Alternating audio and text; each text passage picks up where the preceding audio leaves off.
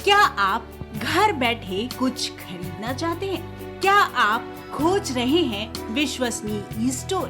तो देर किस बात की, अभी लॉग इन करें skbmarket.in। skbmarket.in देश का सबसे तेजी से बढ़ता ऑनलाइन शॉपिंग और सर्विस प्लेटफॉर्म है। आपके skbmarket.in से अब तक 3 लाख से ज्यादा संतुष्ट ग्राहक जुड़ चुके हैं। हमारा उद्देश्य न केवल उत्पाद बेचना है, बल्कि आत्मनिर्भर भारत का निर्माण करना है। हम अपनी ई सेवा गतिविधियां यानी ऑनलाइन व्यवसाय को अब अंतर्राष्ट्रीय स्तर पर पहुंचाने जा रहे हैं। skbmarket.in, शॉपिंग सुकून के साथ। कुछ भाव पुष्प। आप देख रहे हैं प्राइम टीवी, सच साहस सरोकार।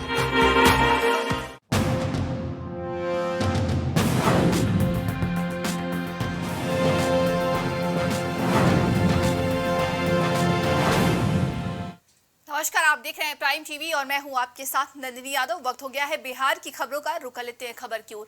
तमिलनाडु के सीएम एमके स्टालिन और उनके बेटे सह राज्य सरकार में मंत्री उदयनिधि स्टालिन के खिलाफ मुजफ्फरपुर कोर्ट में परिवारवाद का मामला दायर कराया गया है। आपको बता दें कि तमिलनाडु के मुख्यमंत्री एमके स्टालिन के बेटे उदयनिधि ने हिंदुओं और सनातन धर्म के ऊपर विवादित बयान दिया था, जिसमें उन्होंने कहा था कि सनातन धर्म डेंगू मलेरिया की तरह है।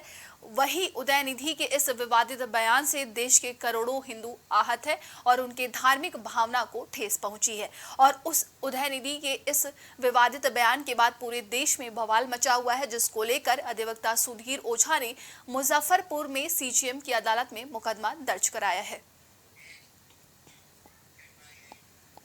बिहार सरकार के शिक्षा मंत्री प्रोफेसर चंद्रशेखर यादव ने आज खुले मंच से बिहार सरकार के वरिष्ठ अधिकारी शिक्षा विभाग के प्रमुख सचिव के पाठक को कई नसीहतें दे दी हैं। आपको बता दें कि उन्होंने कहा कि बीते दिनों वरिष्ठ अधिकारी के पाठक ने जिस तरीके से कई स्कूलों का औचक निरीक्षण किया और कई शिक्षकों को निलंबित किया, तो कई शिक्षकों का वेतन रोक दिया। वहीं हाल ही में शिक्षा विभाग की ओर से एक आदेश जारी कर शिक्षकों की छुट्टियों में कटौती भी कर दी गई और उसके बाद फिर जब शिक्षक इसका विरोध करने लगे तो आनन फानन में उस आदेश को वापस भी ले लिया गया। इसके साथ ही उन्होंने आगे कहा कि निरीक्षण के नाम पर सुधार के लिए उचित कदम ठीक है, लेकिन किसी तरह की दंडात्मक कार्यवाही किसी भी हाल में बर्दाश्त नहीं की जाएगी और इस पर खुद सीएम नीतीश कुमार और तेजस्वी यादव नजरें बनाए हुए हैं। चाहता हूं कि किसी भी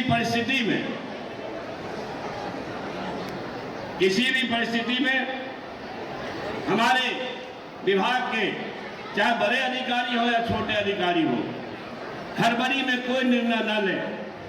मुहिम में निर्णय लेने से, हड़बड़ी में निर्णय लेने से कई तरह की खामियां निकलती है और सरकार की किरकिरी होती है। इसलिए इस बात का दृढ़ता से ख्याल रखें कि हड़बड़ी में और मुहिम में कोई निर्णय नहीं ले। आप सभी से कहना चाहता हूं, आउटसोर्सिंग से राज्य भर में बड़े पैमाने पर नियुक्तियां हो रही हैं और उसमें बड़े पैमाने पर गड़बड़ी की शिकायत मिली है। इस शिकायत को समय रहते हुए दूर करेंगे। आप राज्यवासियों से कहना चाहता हूं कि किसी दलाल और उचक्कों के चक्कर में नहीं पड़िएगा। आपका सहयोग होगा तो काफी बहाली शिक्षा विभाग में लगभग 1,78,000 का तो होने जा रहा है। 20 तारीख को रिजल्ट होगा और मैं उम्मीद करता हूं जल्द ही 1 लाख से ऊपर वैकेंसी होने वाली है दिसंबर के या उससे। मोतिहारी में टोला सेवकों ने शिक्षा विभाग के खिलाफ मोर्चा खोल दिया है। आपको बता दें कि अपनी समायोजन की मांग को लेकर टोला सेवक मोतिहारी के चरखा पार्क में अनिश्चितकालीन धरना पर बैठ गए हैं। वहीं धरने को समर्थन करने पहुंचे जन अधिकार पार्टी के प्रधान महासचिव अभिजीत सिंह भी टोला सेवकों के साथ दिन भर अनिश्चितकालीन अनशन पर बैठ गए। उन्होंने कहा कि टोला सेवकों की मांग है कि 19 महीना सेवा लेने के बाद टर्मिनेट नहीं किए गए 112 टोला सेवकों को पुनः बहाल किया जाए। बिहार सरकार के निर्देश के बावजूद शिक्षा विभाग टर्मिनेट किए गए टोला सेवकों के पदों को जीरो कर दिया गया, जिसको लेकर टोला सेवक शिक्षा विभाग के खिलाफ हाई कोर्ट भी गए और वहां कोर्ट ने शिक्षा विभाग को समायोजन का आदेश दिया, लेकिन शिक्षा विभाग के अधिकारी टोला सेवकों की बात सुनने को तैयार नहीं है। हाँ बताइए क्या है ना?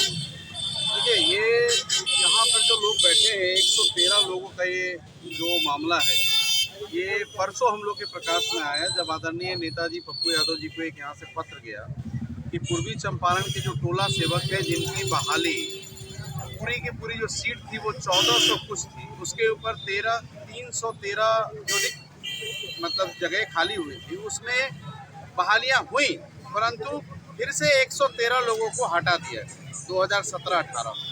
ये लोग केस में भी गए हैं और आप देखेंगे कि कार्यालय से प्रधान सचिव का पत्र भी है कि जो केस में है या जो रिक्तियां हैं या जो पूर्व में काम कर चुके हैं, अगर 19 महीने कोई काम कर चुका है टोला सेवक, और आप उसकी कम से कम ये तो भेजिए कि हाँ हमारे यहाँ 113 लोग हैं जो पहले से ट्रेंड हैं। इनकी यही मांग है कि हम जो 113 लोग हैं आप रिक्तियां भरिए, लेकिन हम 113 को पहले कंसीडर कीजिए। बिहार के नवादा में तेज रफ्तार का कहर थमने का नाम नहीं ले रहा है। घटना मुश्किल थाना क्षेत्र के अंबिका बीघा के पास की है, जहां तेज रफ्तार अनियंत्रित पिकअप ने सड़क किनारे खड़े ट्रक में जोरदार टक्कर मार दी, जिसमें चालक की मौत हो गई और उपचालक गंभीर रूप से घायल हो गया, जिसे नजदीकी अस्पताल में भर्ती भी कराया गया, जहां उसका इलाज चल रहा है। रुकते एक छोटे से ब्रेक के लिए, बने रहिए हमारे साथ, देखते रहिए प्राइम टीवी।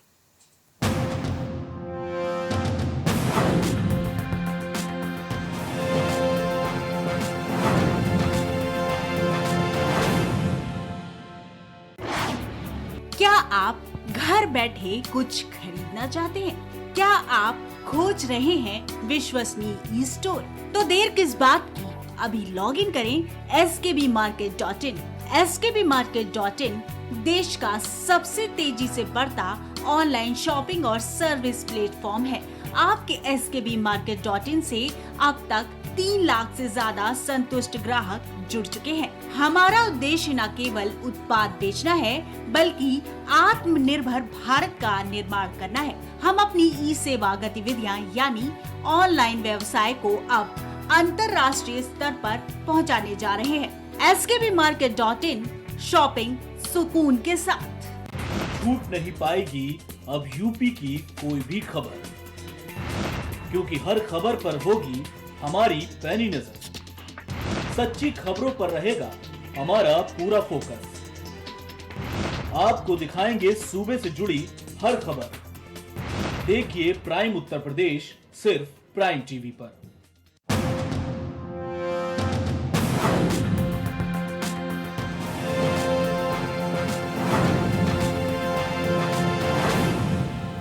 ब्रेक के बाद आप सभी का स्वागत है। बढ़ते हैं खबर की ओर। बाढ़ शहर के ओजोन इमरजेंसी नर्सिंग होम की बड़ी लापरवाही सामने आई है, जहां एक महिला के प्रसव के दौरान मौत हो गई, जिसको लेकर परिजनों ने नर्सिंग होम पर लापरवाही का आरोप लगाया है। आपको बता दें कि परिजनों का कहना है कि डॉक्टर ने मरीज का सही तरीके से ऑपरेशन नहीं किया, जिससे उसकी हालत नाजुक हो गई और उसे पटना रेफर कर दिया गया, जहाँ ले जाते समय उसकी मौत भी हो गई। वहीं इस मामले पर नर्सिंग होम के प्रधान डॉक्टर विद्यानंद का भी एक बयान सामने आया है, जिसमें उन्होंने कहा है कि महिला की मौत पटना के एक निजी नर्सिंग होम में हुई है और वो लोग परिजनों को बहला फुसलाकर नर्सिंग होम पर दबाव बना रहे हैं। घटना यही है सर कि हमारा एक मेरी बहन है जो गुआसा से पूरा की रहने वाली जी, बीना देवी नाम है। उसको मतलब डिलीवरी होना था, यहाँ आई, बोला कि नॉर्मल डिलीवरी हो जाएगा। तो पैसा के लोभ में उसको कहा कि नहीं बच्चा ऐसे हो जाएगा वैसे हो जाएगा, उसका ऑपरेशन कर दिया गया। सिजेरियन ऑपरेशन हुआ, उसके बाद उसका ब्लीडिंग मतलब चालू रहा, रुका नहीं। फिर ये सब क्या किया, अपने डॉक्टर कादरी को है जो झोला छाप डॉक्टर है, बिल्कुल उनका नाम आया था, हरिओम नर्सिंग में भी बुला के ये सब फिर से उसका क्या किया, बच्चेदानी निकलवाया कि इससे मैंने ब्लीडिंग रुक जाएगा जी। बच्चेदानी निकाला, फिर भी ब्लीडिंग नहीं रुका, तो वो क्या किया, जो पेशाब करने का जो नली होता है उसको कुछ बोलते हैं, वो सब हम नहीं उतना जानते हैं, वो उसको फिर लोग काट दिया। जब हुक्कीपुर आने लगा तो ये सब पटना में ये सब क्या करता है, सब जगह अटैचमेंट किए हुए, सेटिंग किए हुए जी, जहाँ से कमीशन मोटा रकम लेता है वहाँ उसको भेज दिया, और वहाँ जाने के मैंने वहाँ पहुँचा भी नहीं और रास्ता में ही पेशेंट डेथ कर गई। एक सब में तो ये सब बकवास बात है। मरीज का मौत यहाँ नहीं पटना में हुआ है, त्रेजा हॉस्पिटल में। और रही बात एक चिकित्सक के रूप में, तो बाढ़ का हमारा अस्पताल ओजोन इमरजेंसी हॉस्पिटल एकलौता इमरजेंसी अस्पताल है जो दिन रात सेवा देता है। और आप देख रहे हैं ये इमरजेंसी अस्पताल है, एक से एक सीरियस मरीज हमारे यहाँ आते रहता है। और जैसे ही हम मरीज रखे सब समझा करके, तो समझिए एक हाथ में हमारा ज़िंदगी और एक हाथ में मौत से हम खेलते हैं। अक्सर हाँ हम जीत जाते हैं, मगर कई दफ़ा हार का भी सामना करना पड़ता है। तो महिला की मौत यहाँ तो नहीं हुई? नहीं। मुजफ्फरपुर में अपराधियों का खुलेआम आतंक देखने को मिल रहा है। मामला सरैया थाना क्षेत्र का है, जहां दबंगों ने सोमवार की रात पेट्रोल पंप के नोजल मैन से हथियार के बल पर लूटपाट करने की कोशिश की, लेकिन पेट्रोल पंप कर्मियों की होशियारी से इस घटना को होने से रोक लिया गया। वहीं घटना को लेकर मामला दर्ज कराया गया है, जिसके आधार पर पुलिस जांच पड़ताल में जुट गई है और साथ ही सीसीटीवी फुटेज भी खंगाल रही है। राजेश कुमार से। घर कहाँ हुआ? शाहपुर पट्टी, देवरिया से 6 किलोमीटर पर। क्या घटना हुआ बताइए तो। 3 आदमी बाइक से आया है, एक आदमी हम पर पिस्टल निकाल कर कहा कि 2 नहीं तो मार देंगे, 2 नहीं तो मार देंगे। हम नहीं दे रहे थे, फिर भी लेकिन जब देखें कि कहीं मार देगा तो दे दिए हैं। दूसरा काउंटर पर गया है और वहाँ पिस्टल एथी किया है, तो वो अंदर से पिस्टल छीन लिए हैं। एक फायर भी हुआ है और तीसरा बाइक पर सवार था। बिहार के मोतिहारी में दबंगों के हौसले बुलंद होते जा रहे हैं। मामला बिजुलपुर पंचायत के टुकुलिया गांव का है, जहां दबंगों ने देर रात घर में घुसकर लूटपाट की घटना को अंजाम दिया और साथ ही लूट के बाद घर में आग भी लगा दी, जिसमें 2 महिला सहित 5 लोग जख्मी हो गए, जिनका सीएससी तुरकौलिया में इलाज चल रहा है और एक वृद्ध की हालत नाजुक बताई जा रही है। वहीं घटना को लेकर पीड़ित परिवार ने मामला दर्ज कराया है, जिसके आधार पर पुलिस मामले की जाँच पड़ताल कर रही है। कॉलेज से उनको ऊपर हम दिए हुए हैं जान मारने के, हमको बार बार कहते हैं। एडीओ साहब को हमने आवेदन दिया, इतलाई पटिशन दिया। उसके बाद कल रात में आके मेरे घर पर तोड़ फोड़ किए, घर में आग लगा दिए। भारी हमको नुकसान हुआ। आज थाना पर हम आवेदन देने के लिए आए हुए हैं। उनसे हमको जान मार के बहुत मने एती है, कब हमारा जान मरवा देंगे इसका कोई गारंटी नहीं है। इसके लिए हम थाना प्रशासन के पास आए, थाना प्रभारी के पास आए, मेरा सुरक्षा हरण करवाएं। वो अपराधी प्रवृत्ति के लोग हैं जो तुरकौलिया थाना में उनका कांड दर्ज है, जो थाना के प्रभारी को मारे हैं, पीटे हैं, सब कुछ किए हैं। आज के लिए बिहार की खबरों में बस इतना ही। देश और दुनिया की तमाम खबरों के लिए देखते रहिए प्राइम टीवी।